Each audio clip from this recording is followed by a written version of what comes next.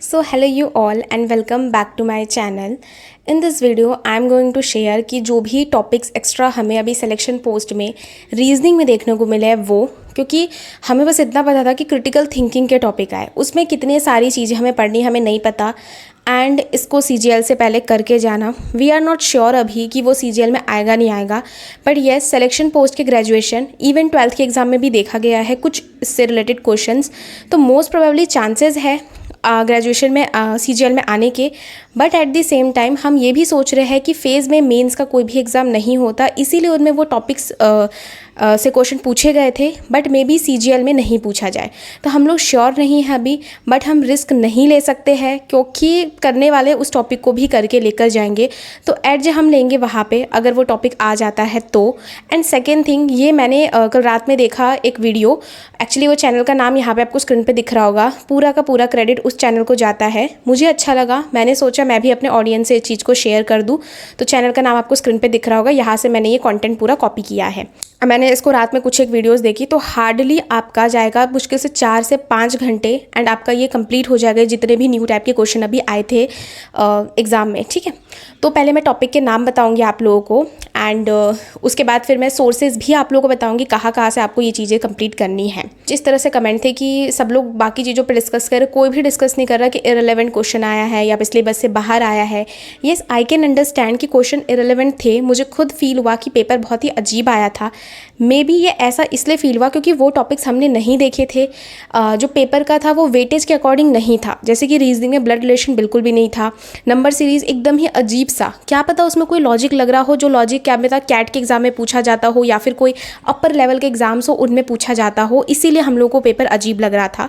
Yes unexpected है, but paper unexpected होगा तभी तो कट ऑफ कम जाएगी। कल ही थोड़ा बैंकिंग एग्जाम वगैरह देख रही थी तो उसमें मैंने देखा कट ऑफ 40% से भी बिलो जाती है, तो हमारे में इतनी ज़्यादा कट ऑफ इसीलिए तो जा रही क्योंकि अनएक्सपेक्टेड पेपर आता ही नहीं है, हमको पहले से पता रहता है कि पेपर में किस तरह की चीज़ें आने वाली है।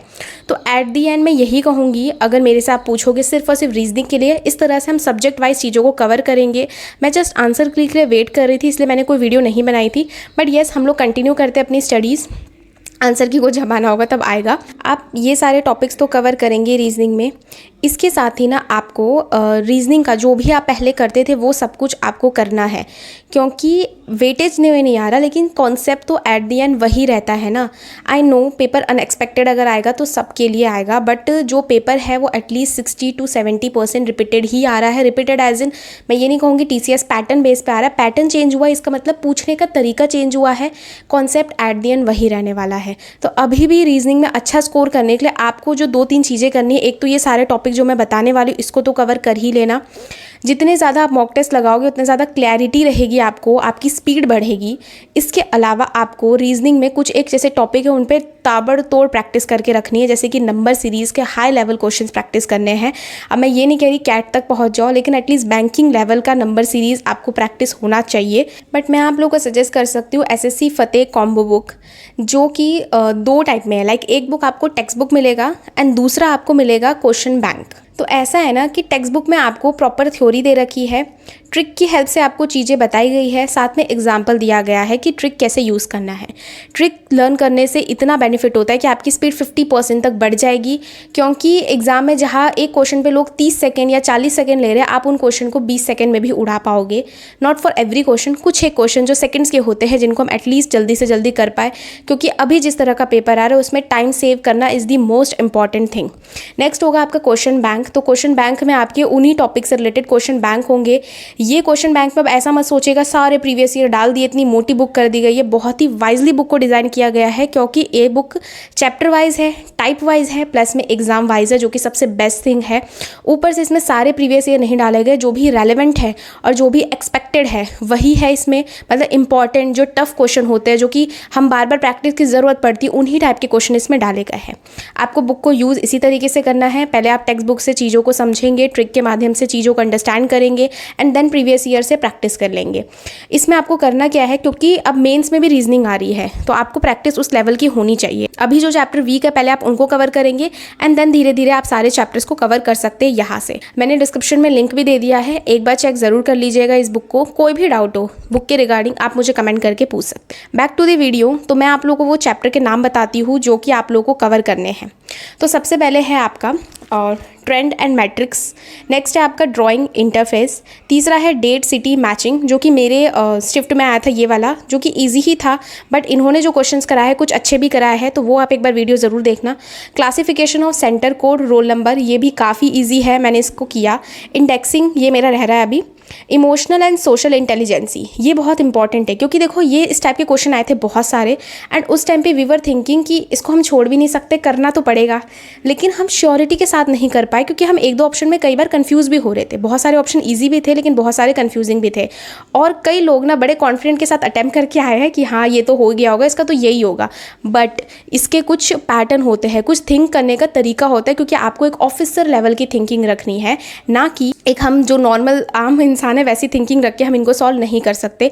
इसीलिए इनकी प्रैक्टिस कर लेना ध्यान से, इसलिए इनका चैप्टर भी अलग से बनाया गया है इमोशनल एंड सोशल इंटेलिजेंसी का।